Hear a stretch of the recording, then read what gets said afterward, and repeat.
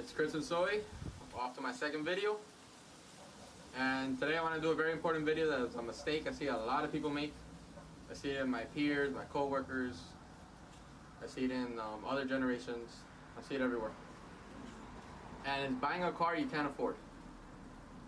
And this is like, especially here in Miami, where we rely on cars, we can't rely on public transportation.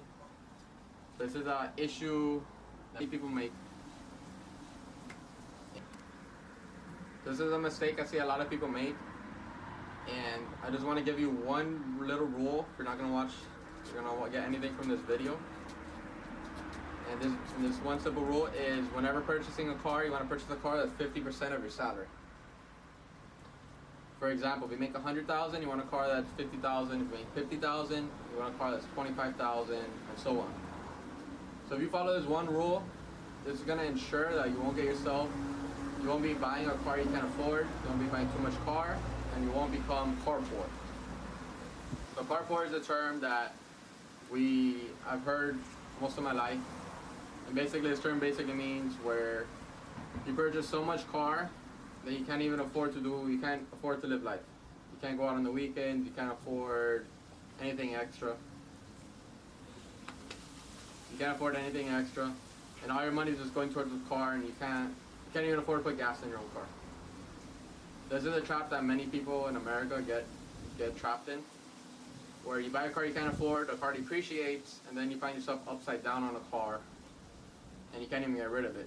You end up having to take a loss. But come back.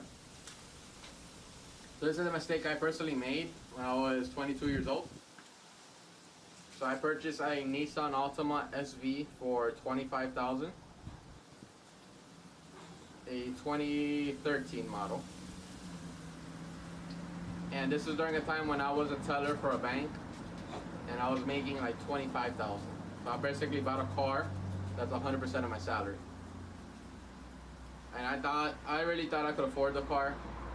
I financed it for 72 months for at 5% interest. The car payment came out to $420 a month.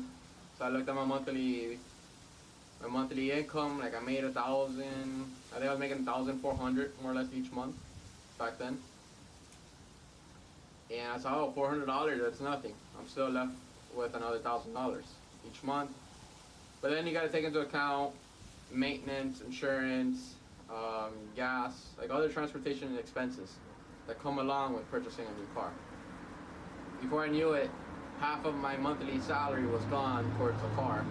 And the other half was towards living expenses, food, paying the cable, because at the time I was living with my parents. So I had to pay rent, but I did have to pay for the cable. And I was basically car poor. Couldn't afford to go out on the weekend. Couldn't wait to get rid of the car. And huge mistake.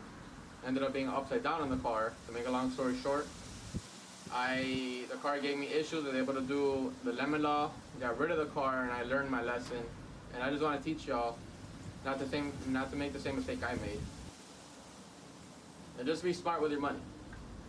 So the point of this channel is just to teach people about my mistakes so we could all win with money. So just remember that one rule.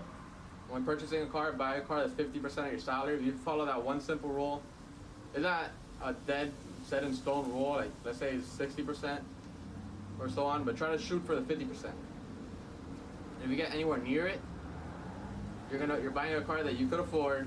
You're not gonna be up to here in debt, up to here with monthly payments and like struggling each month.